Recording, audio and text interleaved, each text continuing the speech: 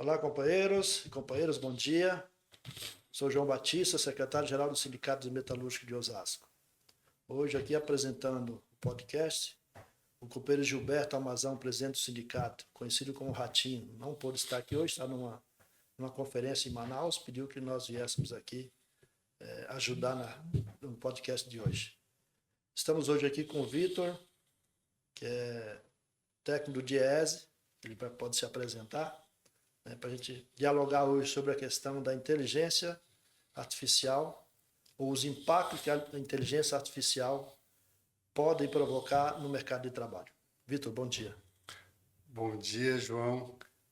Eu sou Vitor Pagani, sou técnico do DIESE, estou na direção de Relações Sindicais e tenho estudado um pouco, lido bastante sobre os impactos da inteligência artificial no mercado de trabalho. Estamos aqui para conversar um pouquinho sobre isso.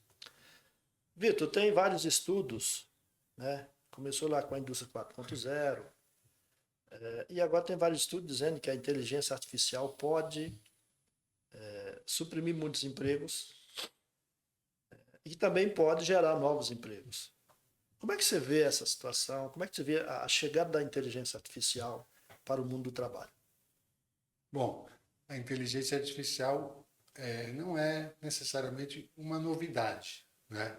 A novidade é a inteligência artificial generativa, que é o ChatGPT, o Gemini, onde a gente viu um salto tecnológico muito grande, né? E está inserida no contexto da chamada indústria 4.0, quarta revolução industrial, que se caracteriza ali pela conectividade, né? Pela a internet, o 4G, o 5G. Então, a conectividade das máquinas sendo controladas por meio da internet, né? Bom, ao longo da história, a gente viu várias revoluções industriais, né? Então, a primeira revolução industrial foi com o surgimento do tear mecânico, das máquinas a vapor. Depois nós tivemos a segunda com o uso da eletricidade, dos combustíveis fósseis, o petróleo. E a terceira com a microeletrônica, quando entra a automação, e aí fortemente na indústria, a robótica, e agora nós estamos na quarta, né?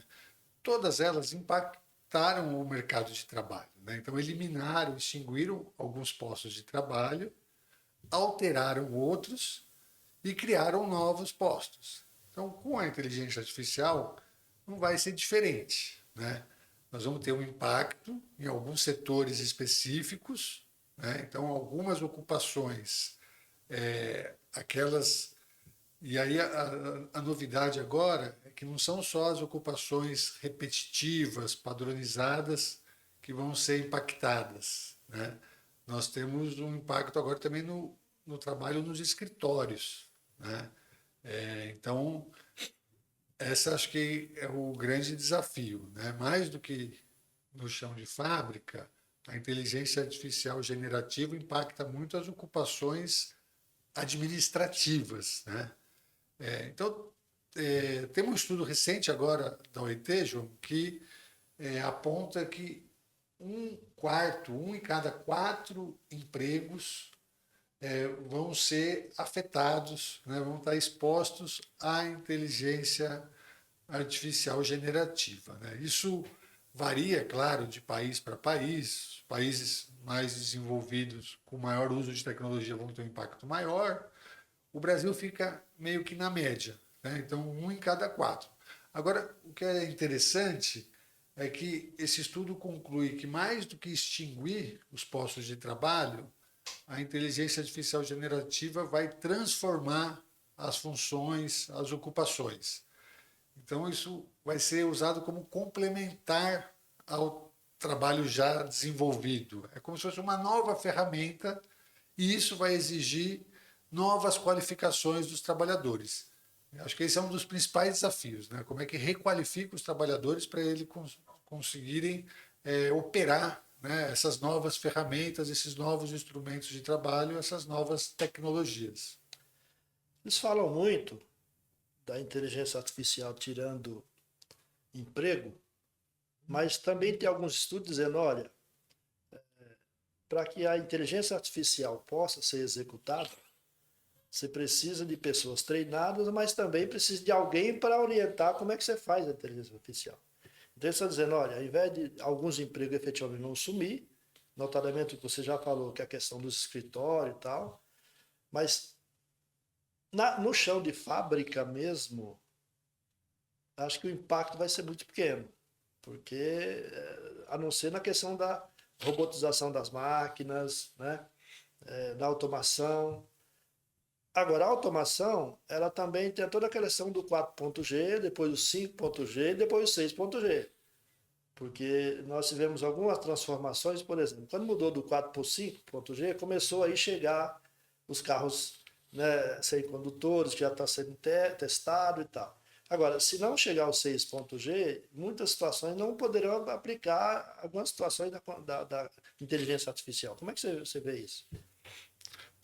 Esse estudo da OIT, ele mostra que o impacto dessa inteligência artificial generativa na indústria não é tão grande quanto em outros setores, né? Então, na indústria, o impacto maior é, como você disse, né? É da robótica, é da automação, né? Não necessariamente da inteligência artificial generativa. E o desafio para a implementação da inteligência artificial em geral é de infraestrutura. É o que você falou. Precisa ter a conectividade, a 4G, o 5G, o 6G. E a gente já observa, por exemplo, no Brasil, a gente tem deficiências enormes, né? Todo mundo que tem um celular já ficou sem sinal em algum lugar na estrada. A gente sabe que não temos ainda essa cobertura toda, né, de conectividade, né? O outro é a qualificação, o treinamento dos trabalhadores. E ainda é uma tecnologia cara, né? Então, como o Brasil tem como característica baixos salários, então também isso acaba poucos setores estão investindo nesse tipo de tecnologia, né? Então a gente avalia, com base nos estudos feitos pela OIT, que o impacto na indústria não vai ser tão grande quanto pode ter em outros setores, né? Setores de telecomunicações, né? E interessante também destacar, João, que à medida que algumas ocupações vão ser extintas, outras vão ser transformadas, também vai se criar, né, alguns empregos, né? E aí a OIT indica que são os empregos nas áreas de engenharia, estatística, matemática, análise de dados. Então, você sempre, quando tem uma mudança dessa, você cria também novas oportunidades.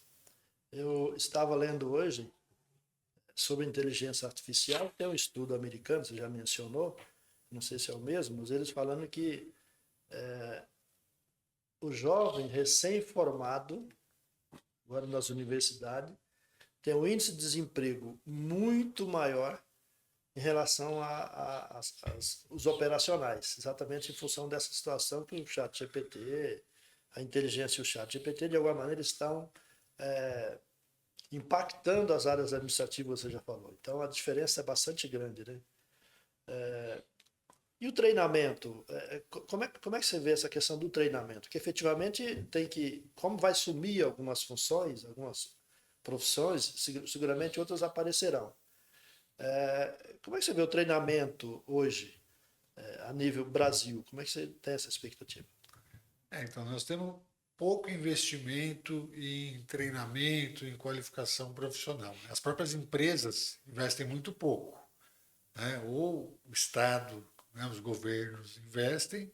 Ou seja, ela quer a parte positiva, né, que a inteligência artificial oferece, mas não quer, em contrapartida, ter um treinamento adequado. É muito raro empresas que investam recursos próprios, né? Então, nós temos as políticas públicas de qualificação profissional, desculpa, nós temos o sistema S, né? Então, do Senai, o SESI, que também investem, né, em qualificação profissional, mas por parte das empresas seria necessário um investimento muito maior, né? Então é importante que tenha diálogo social, né, e negociação coletiva quando as empresas forem introduzir uma nova tecnologia para fazer essa análise, né? Quais são os benefícios que isso vai trazer, quais são os riscos, quais são os limites, né? E a partir disso construir um processo de transição justa, né? Então, com negociação coletiva com o sindicato para ter a requalificação e ter a realocação quando for preciso, indenização, se for o caso. Agora, tem um ponto também que fica cada vez mais claro, que a questão do treinamento, ele tem que ser contínuo. Então, tem que ser um treinamento ao longo de toda a vida, né? Toda a trajetória profissional. Não basta mais, como nós fazíamos antigamente, fazer a escola, o ensino médio, técnico, profissional, ou quem vai para a faculdade, começa a trabalhar e raramente volta a estudar, né? Cada vez está mais claro que o trabalhador vai precisar, com o apoio das empresas, a ter ciclos de treinamento, de requalificação contínuos ao longo da sua trajetória profissional. Vitor, eu já estou no mercado de trabalho já há um tempinho. Naturalmente, nós estamos falando aqui de sindicato de metalúrgico, né? Claro, o podcast é para todos os trabalhadores, toda a sociedade de forma geral. Mas nós estamos no sindicato metalúrgico. E ao longo desse período, várias profissões que, noutrora, nós. Eu quero ser um ferramenteiro, eu quero ser um torneiro mecânico, né? Isso praticamente deixou de existir. E novas funções foram acontecendo exatamente com a questão do 4.G, 5.G, torneiro CNC, vertical e por aí vai. Nessa transição, vamos chamar assim, o ganho de produtividade foi muito grande ao longo desse período. O ganho de produtividade melhorou muito. Com a inteligência artificial, como é que você vê essa questão do ganho de produtividade? De que maneira o trabalhador pode se apoderar também dessa questão do ganho de produtividade? Ora, se o patrão melhora a sua produção, melhora a sua qualidade, melhora o seu processo produtivo, não precisa dividir isso com o trabalhador lá na frente, na hora que ele acumula tudo isso, que olha, o trabalhador vai ajudar a construir esse lucro, né? Tá certo? A inteligência artificial vai ajudar a construir. Mas o trabalhador, como é que ele fica com essa parte lá na frente? Que olha, o patrão ele consegue, o empresário consegue fazer todo o processo de melhoria do seu produto, sua produção, qualidade, e o trabalhador, como é que fica nessa questão? Essa é a grande disputa, né, distributiva ali, porque as empresas, como nós estamos no sistema capitalista, elas operam para maximizar o seu lucro, né? E nós, trabalhadores, temos que fazer a disputa, né, dessa riqueza produzida por meio do trabalho e, então, buscar a valorização, né, do trabalho, dos trabalhadores. E isso pode ocorrer nas discussões de aumento real de salário, é uma forma de distribuir esses ganhos de produtividade. Ocorre também nas discussões de acordos de participação dos lucros e resultados. Agora, tem um ponto que está no centro, né, da agenda do movimento sindical esse ano, que é a redução da jornada de trabalho sem redução de salário, né? Que é uma outra forma de os trabalhadores terem, se apropriarem de parte desses ganhos de produtividade que são gerados com as inovações tecnológicas. Então, hoje em dia, se produz muito mais com menos recursos, empregando menos pessoas. Então, é importante que tenham medidas nesse sentido para garantir que a tecnologia esteja a serviço da redução das desigualdades, não só da concentração de renda e do aumento, né, das desigualdades sociais no Brasil. Legal, porque o trabalhador precisa se apoderar disso, né? E essa questão que tu tocou, que é a questão da redução de jornada de trabalho, sem redução de salário, naturalmente, né? Como tem essa questão agora no Brasil, do 6 por 1, que a nossa reivindicação da redução de jornada de trabalho já vem há quase mais de 30 anos, né? Desde 1988. E agora vem essa questão do 6 por 1, que é fundamental para que o trabalhador tenha mais tempo para estudar, para o lazer, ficar com a família, né? E também, por outro lado, gerar mais empregos, né? Porque tem algumas categorias profissionais que falam assim, olha, se a gente reduzir a jornada de trabalho, vai quebrar a empresa. Não é verdade. Tinha essa mesma situação com o 13º, com redução de 48 para 44, né? Com o PLR. Então não é verdade. Ou seja, na medida que o empresário ele consegue melhoria de sua qualidade de produção, melhor, aumentar a produtividade, é natural que eles façam isso, que gere mais emprego e o trabalhador possa efetivamente ter mais tempo para lazer, por aí vai. Então acho que é importante essa questão que nós precisamos, de alguma maneira, bater mais firme nessa questão, né? E tirar proveito da inteligência artificial, até inclusive para ajudar nessa questão da redução da jornada de trabalho, da escala 6 por 1. O que tu acha dessa questão? Não, acho que é por aí mesmo, né? Porque a luta pela questão do tempo do trabalho, né? Ela sempre tem três dimensões, né? Uma que é o tamanho da jornada, né? A outra que é a forma que essa jornada está distribuída, qual que é a escala. E o terceiro é a intensidade dessa jornada, né? O ritmo de trabalho, né? Se a gente lembrar dos filmes do Charlie Chaplin, que retratam muito bem ali a primeira, segunda revolução industrial, o tempo da esteira, né? Que se está mais rápido ou está mais devagar. Então, acho que elas têm que estar associadas, essas lutas, né? Por redução da jornada, uma escala de trabalho que permita o trabalhador ter o convívio social, familiar, o tempo de descanso, né? Então, por isso, a bandeira do fim da escala 6 por 1, e temos que estar atento também à questão da intensidade do trabalho, né? Porque a gente sabe que o trabalho, quando ele é muito intenso, num ritmo muito acelerado, ele leva ao adoecimento, né? Então, essa é uma questão importante, né? Da gente olhar para o tempo, duração da jornada, escala e ritmo de trabalho para compatibilizar isso. E, claro, os ganhos de produtividade desde 88 até hoje são enormes. Então, chegou a hora de distribuir isso de forma mais justa com os trabalhadores. Nós falamos da questão, tu falou da questão da intensidade do trabalho, né? A gente lá no chão de fábrica fala da pressão por produção, né? É isso. As metas, e as metas, né? Bater metas e tal. E hoje a gente percebe, Vitor, que as doenças psicossociais aumentaram muito, né? Em função exatamente dessa questão que tu tocou aqui, que é a questão da pressão pela produção. Você tem algumas categorias profissionais, por exemplo, vamos citar algumas: bancários, professores, policiais, né? A pressão é muito grande, ou seja, o tempo do trabalho está adoecendo as pessoas, né? E o trabalho não é para isso, né? O trabalho é para a satisfação das pessoas, né? Para a realização profissional das pessoas. E não para adoecer as pessoas, né? Não é verdade? É verdade.